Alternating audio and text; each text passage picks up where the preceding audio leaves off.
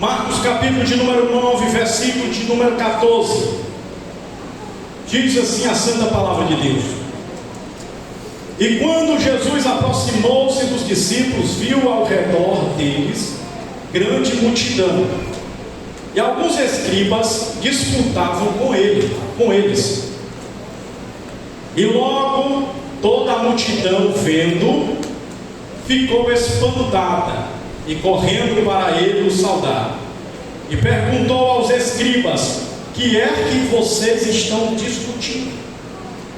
E um da multidão respondendo disse: Mestre, trouxe-te o meu filho, que tem um espírito mudo, e este, onde quer que eu apanha, despedaça-o, e ele espuma e range os dentes, e vai se secando. E eu disse aos teus discípulos que o expulsassem, e não puderam. E ele respondendo lhes disse: ó geração incrédula, até quando eu estarei convosco? Até quando vos sofrereis ainda? Trazei-me o menino aqui. E trouxeram-lhe. E quando ele o viu, logo o espírito o agitou com violência, e caindo endemoniado por terra, revolvia-se espumando. E perguntou ao pai dele: quanto tempo há que lhe sucede isto? E ele disse-lhe: desde a infância, e muitas vezes o tem lançado no fogo e na água para o destruir. Mas se tu podes fazer alguma coisa, tem compaixão de nós e ajuda-nos. E Jesus lhe disse: se tu podes crer, tudo é possível ao que crê. E logo o pai do menino, clamando com lágrimas, disse: eu creio, Senhor, ajuda a minha incredulidade. E Jesus, vendo a multidão concorria, repreendeu o espírito imundo, dizendo-lhe: espírito mudo e surdo, eu te ordeno, sai dele e não entres mais nele. E ele, clamando e agitando com violência, saiu, e ficou o menino como morto, de tal maneira que muitos diziam: está morto. Mas Jesus, tomando-o pela mão, o ergueu, e ele se levantou. E quando entrou em casa, os seus discípulos lhes perguntaram à parte: por que o não podemos nós expulsar? Jesus disse: esta casta não pode sair com qualquer coisa. Em outras traduções, com coisa alguma, a não ser com oração e jejum. Amém? Esse texto é um texto muito conhecido da igreja. É um texto onde nós vislumbramos a demonstração do poder de Jesus Cristo. O que me chama a atenção neste texto não é simplesmente o caso de um homem possesso por espírito mau. O que me chama a atenção neste texto é a preocupação daquele pai em sanar a situação caótica do filho. Porque muitas das vezes nós nos preocupamos conosco, consigo mesmo. Muitas das vezes nós nos preocupamos como estamos, e precisamos abrir os olhos para a dor do próximo, para a dor do outro, para entender o que se passa com alguém. E eu quero chamar a tua atenção e dizer algo muito importante aqui para você. A palavra de Deus vai nos confrontar da seguinte maneira: se você não cuida primeiro da tua casa, você negou a fé e é pior do que o infiel.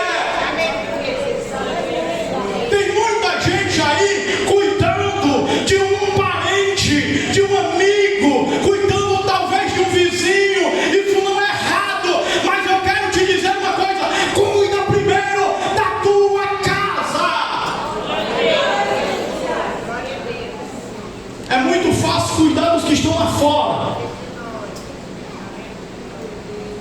Difícil é cuidar de quem está em casa. E cuidar de quem está em casa, irmã, requer renúncia.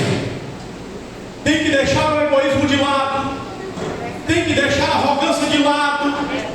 Tem que deixar a prepotência de lado. Cuidar dos que estão dentro de casa. É preciso solicitar a ajuda de Jesus Cristo. Por que, presbítero Cristiano? É preciso solicitar a ajuda de Jesus Cristo para cuidar daqueles que estão dentro de casa. Porque muitas das vezes aqueles que estão dentro de casa são rebeldes, são ingratos, são profanos, são viciados, e eles precisam ouvir a palavra de Jesus Cristo de forma ousada pela tua boca.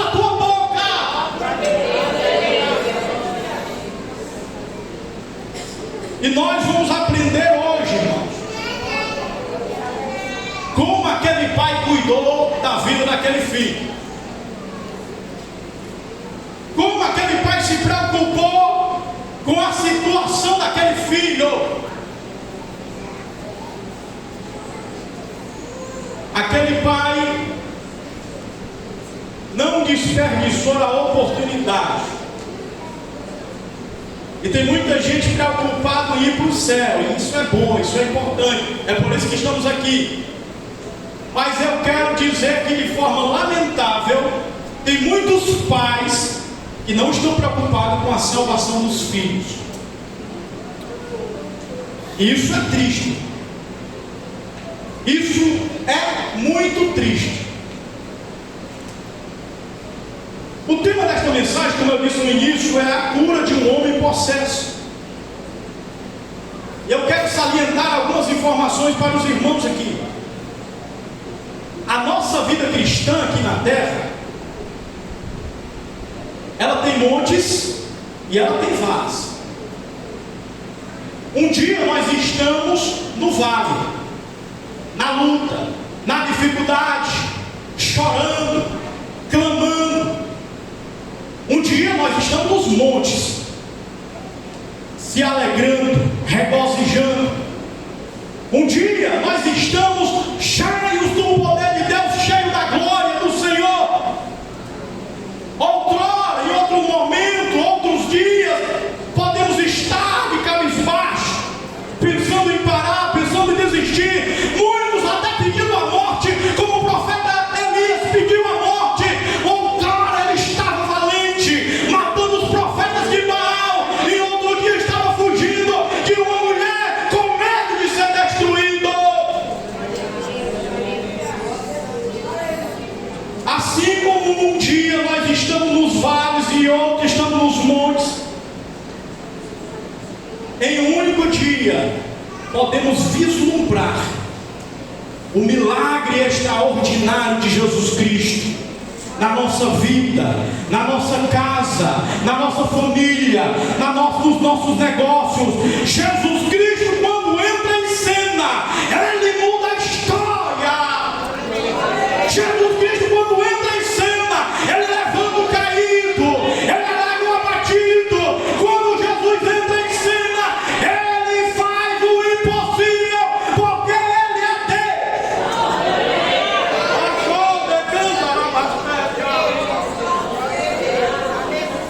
Agora, para Jesus entrar em cena, muitas das vezes nós temos que correr ao encontro dele. Para Jesus entrar em cena, muitas das vezes nós precisamos se humilhar e pagar o preço.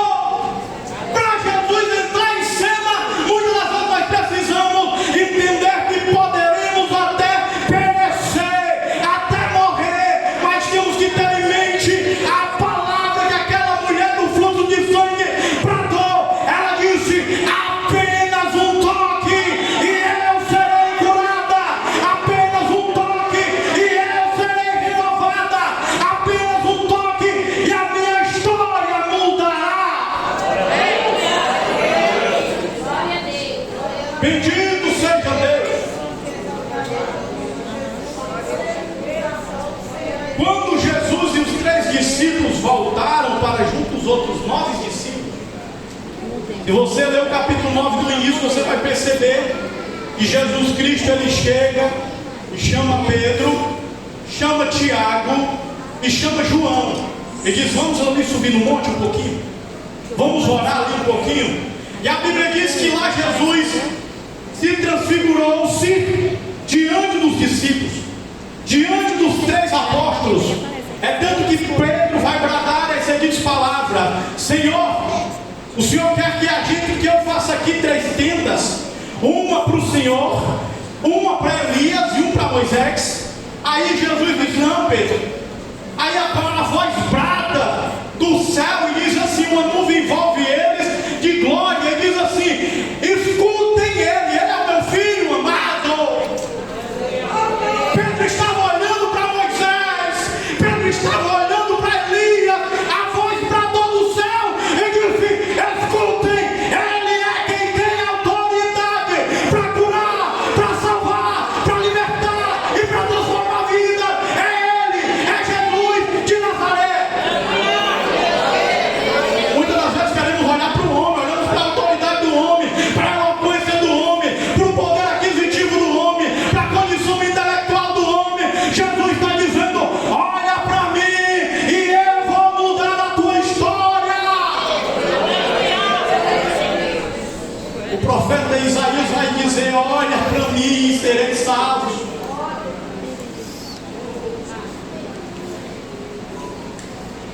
E quando Jesus retorna do monte, lá estão os 9 discípulos. E os discípulos que estavam lá embaixo, irmãos, eles estavam enfrentando 2 problemas. Os discípulos que desceram do monte com Jesus também vislumbraram os problemas. E qual a diferença, presbítero Cristiano? A diferença é que aqueles que desceram do monte, cheios do poder de Deus, cheios da unção, quando eles se depararam com os problemas, eles chegaram e perguntaram: o que é isso aí, irmão? Porque quem está cheio de Deus encara o problema e diz: o que é isso aí? Esse problema não é maior do que o meu Deus. Esse problema não é maior do que o poder do Senhor. Esse problema é nada diante daquele que tudo pode, diante daquele que tudo tem, e diante daquele que é e sempre será.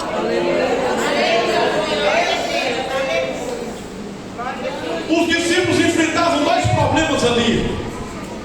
E o primeiro problema foi a incapacidade de libertar um homem de um espírito imundo. O texto vai descrever os motivos.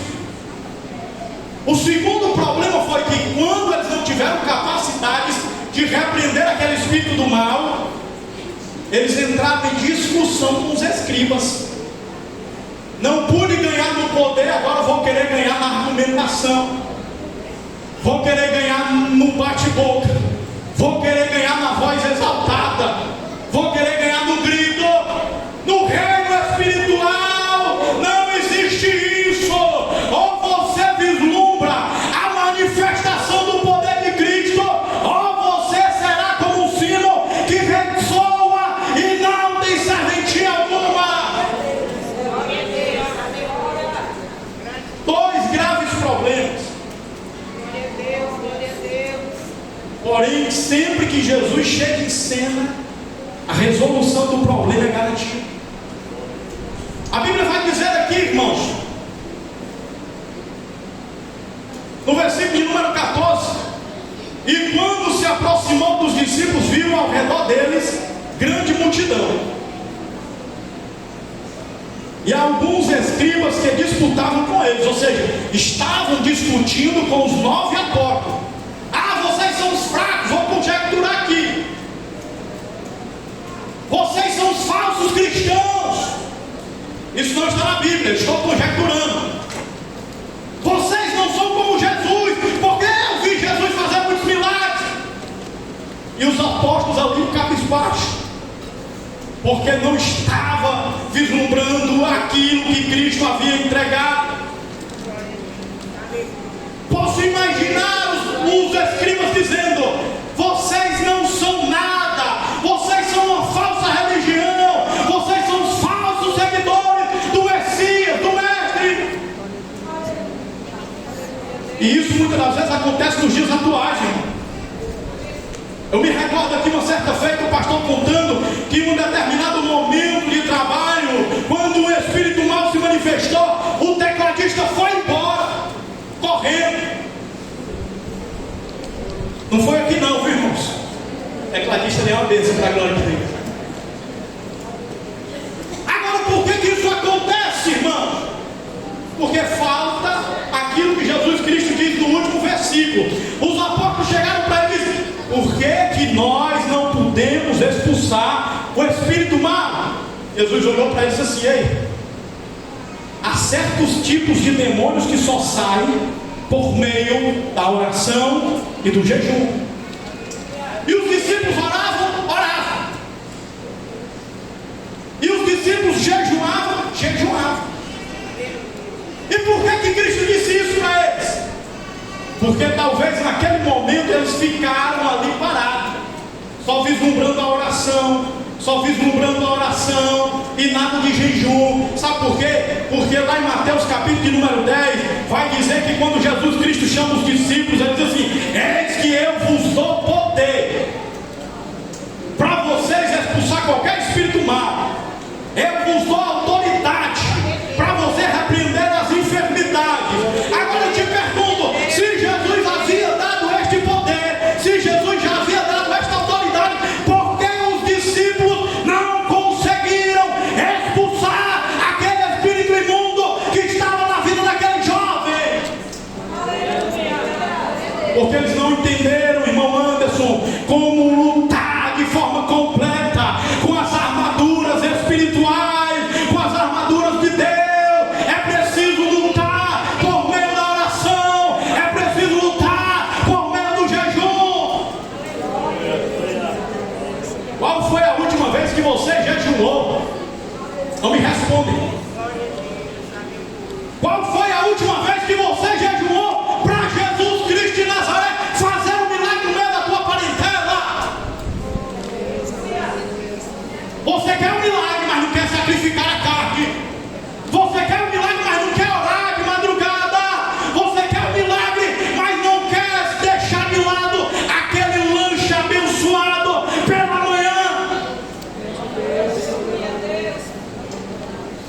O milagre, ele é real, ele existe, ele está palpável para todos aqueles que acreditam por fé e creem no poder de Cristo. Agora, em contrapartida, nós precisamos também, irmão, nos auto-ajudar. Nós precisamos correr ao encontro do Senhor dos milagres, do Senhor que cura, que salva, que liberta, que transforma. Assim como aquele pai correu.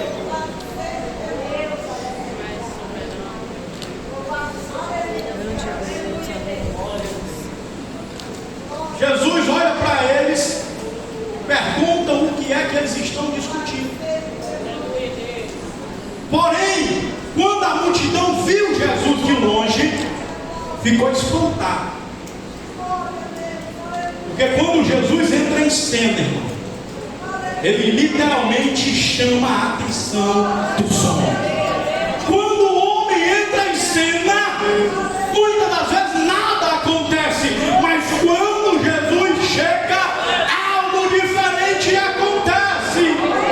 Prove-me, presbítero Cristiano, Jesus Cristo vai caminhando com Pedro lá para a casa de Pedro, e quando ele chega na casa de Pedro, ele olha para a casa de Pedro e vê a sogra de Pedro enferma com muita febre.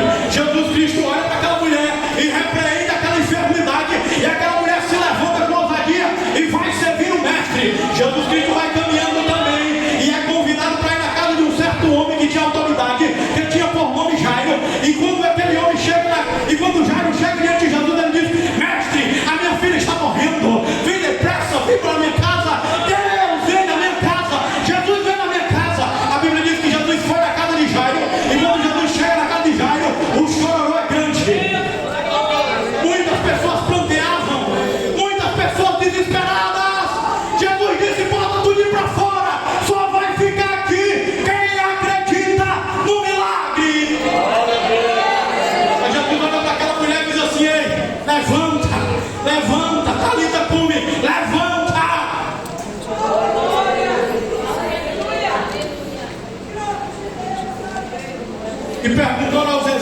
filhos, o que é que vocês estão discutindo?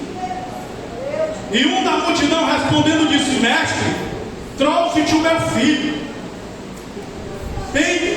O mesmo tem um espírito mudo, e este, onde quer que o apanha, despedaça, e ele espuma e range os dentes, e vai se secando. E disse aos teus discípulos que o expulsassem, e não puderam. Naquele momento Jesus Cristo fica triste. Naquele momento Jesus Cristo, escutando o relato daquele pai, ele imagina algo e ele brada algo. Jesus, ele vai bradar com um tom forte. Ele vai dizer assim: ó geração incrédula. Jesus vê a dor de um pai clamando por socorro. Jesus vê a dor de um homem clamando pela libertação do filho, para aqueles que tinham recebido poder e autoridade, que foram comprados e lavados com o sangue do Cordeiro, mas não puderam fazer nada. Jesus olha e diz: ó geração incrédula, até quando eu estarei convosco? O poder foi liberado para mim e para você, irmão. O poder não é restrito para a alta sociedade, não. O poder é restrito, não, irmão. O poder, ele é liberado para homens e mulheres que se debruçam diante de Deus.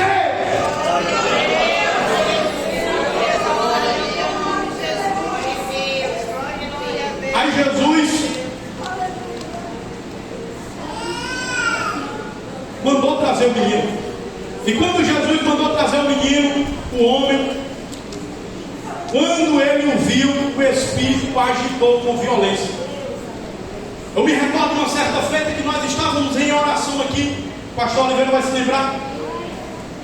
Era oração até meia-noite. E nós orando, o carro do pastor Oliveira parou ali fora. Aí ele veio aqui, bateu no meu ombro ali. Bora. Está preparado, ó Deus, o Espírito Santo está. Pois vamos.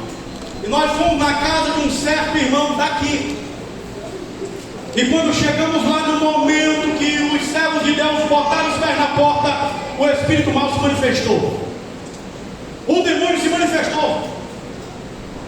E não foi diferente. No momento que aquele menino chegou diante de Jesus, o espírito mal se manifestou. O demônio veio à tona, porque o inimigo não consegue se esconder diante dos olhos do Senhor Jesus, que é como chama de fogo. Ele se esconde, irmãos. O diabo se esconde de muitos homens que estão de paletó. Esconde. O diabo se esconde de muitos homens e mulheres que estão frequentando o círculo de oração.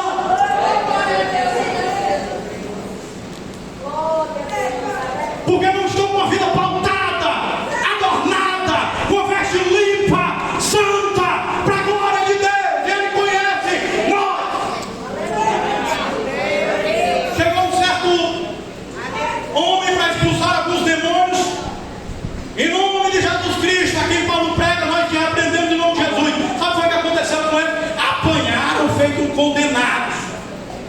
Tiveram as suas roupas despidas e fugiram com medo. Porque não é o nome de Jesus que vai ser bradado na boca de qualquer um que vai ter. Ah, é porque o nome de Jesus tem poder. E é verdade. Mas na boca do falso profeta não faz nada. Aí ele chegou e disse assim: faz quanto tempo que este menino já está sofrendo com isso? Aí o pai daquele menino diz: desde a infância. Agora imagine comigo, você tendo um parente ou um filho que estivesse nesta situação. A Bíblia diz que um espírito mudo se apoderava dele, lançava ele na água, lançava ele no fogo. E a Bíblia diz que ele era mudo e surdo. Sabe o que é que eu aprendo aqui? Existem muitas enfermidades que que não são causadas por falta de prevenção. Muitas das vezes o homem e a mulher faz rotineiramente avaliações médicas. E vai muitas das vezes e não consegue descobrir a causa da origem da enfermidade. E às vezes é espiritual. Às vezes é espiritual. Entenda uma coisa, muitas das vezes não é demônio, mas às vezes é a permissão de Deus. Veja, Jó.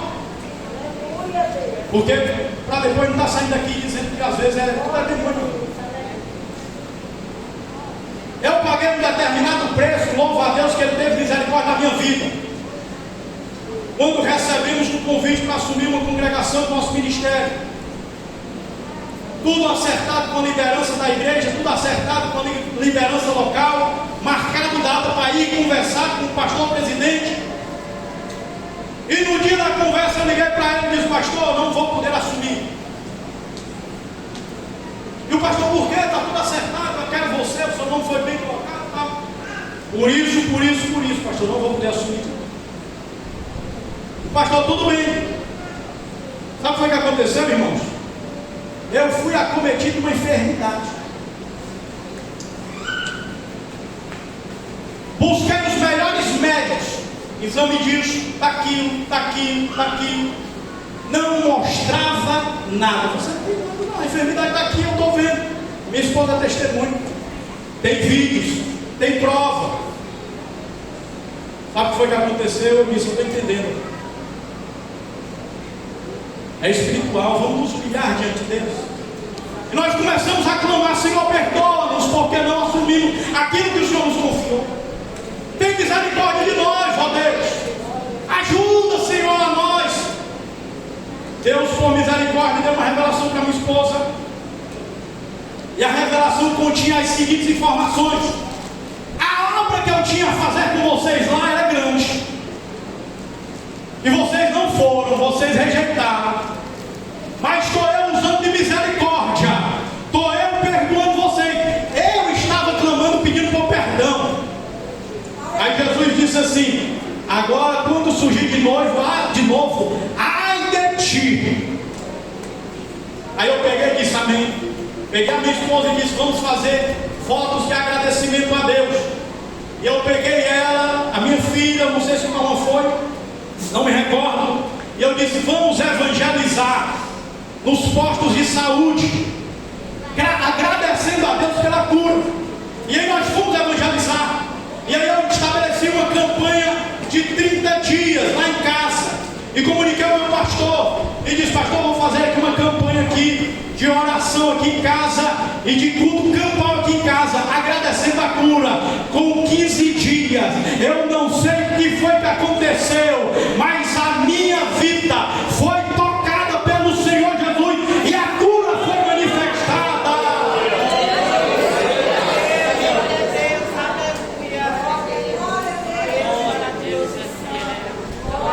Isso não está direcionado apenas a mim, irmãos. O milagre é para todos aqueles que crerem.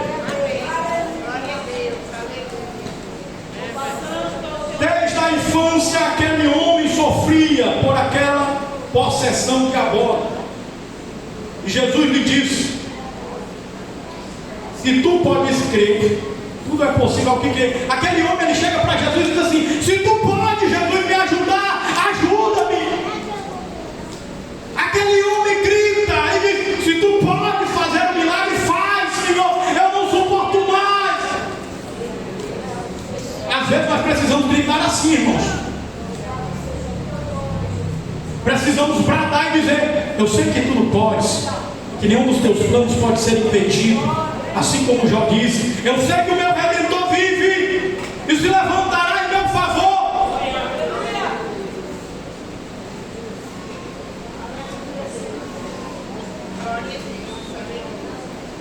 Aí Jesus olha para ele e diz: tudo é possível aquele que crê. Você crê? Você crê que Jesus vai entrar com providência na tua área financeira?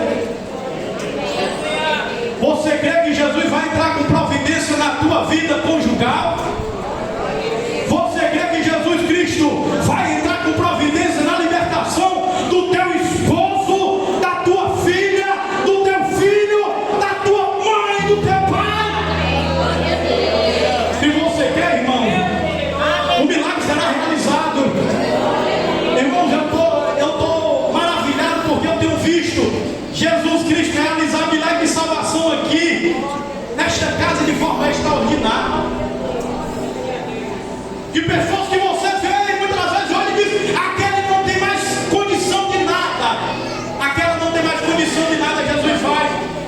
deparei uma certa feita com um homem, irmão, totalmente embriagado, não sabia nem o que falar. Eu estava trabalhando, estava de serviço. Baixou, decantava. E eu conversando com aquele homem. E certo dia aquele homem adentrou por aquelas portas. E certo dia aquele homem veio até esse altar. E certo dia aquele homem entregou a vida para o dono do milagre, Jesus Cristo de Nazaré. Não existe impossível para ele. O impossível está para nós, mas para ele não. Eu vou encerrar porque eu sei que os irmãos querem que eu encerre. E logo o pai do menino, clamando com lágrimas, disse: eu creio, Senhor, ajuda a minha incredulidade. Aquele pai olhou para Cristo e disse assim: eu sou um pecador, eu sou pobre, eu sou nu, eu não tenho condição de mudar a história do meu filho. Com lágrimas nos olhos, ele se humilha diante do Rei dos Reis e do Senhor dos Senhores. Com o coração partido, ele se humilha diante de Jesus Cristo, mas com uma fé real, ele se levanta para vislumbrar o milagre de Cristo na vida do filho que havia há tantos anos sendo atormentado pelo mal. Fiquemos de pé em nome de Jesus, para que o sangue circule melhor.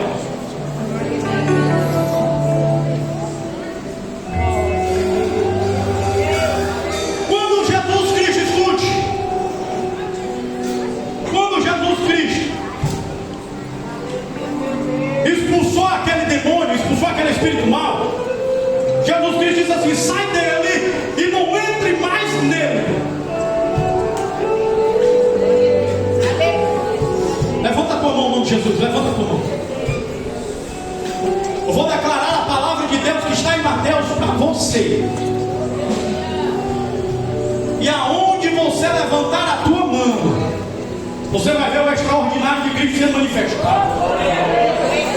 Levanta a tua mão e escute a minha voz agora. Em nome de Jesus Cristo de Nazaré, vocês terão autoridade para repreender os espíritos maus. Em nome de Jesus Cristo de Nazaré, vocês imporão as mãos sobre os enfermos e eles serão curados. Em nome de Jesus Cristo de Nazaré, aonde você estender a tua mão, Deus vai abençoar poderosamente. Aí Jesus olha, o demônio se agita, o demônio se manifesta, e Jesus diz: sai dele agora. A multidão ficou atribulada. A multidão disse: o menino morreu. E agora acabou. Para quem pensava que iria melhorar, piorou. Ele morreu, acabou tudo. Quem está na visão de Deus entende quando o milagre começa a ser manifestado. Jesus chega, irmão, acho lindo. Jesus chega e pega ali na mão daquele menino e levanta ele e põe ele de pé e diz: levanta. A Bíblia diz que aquele menino se levantou. Eu acredito que grande foi e é o manifestado o poder de Deus ali.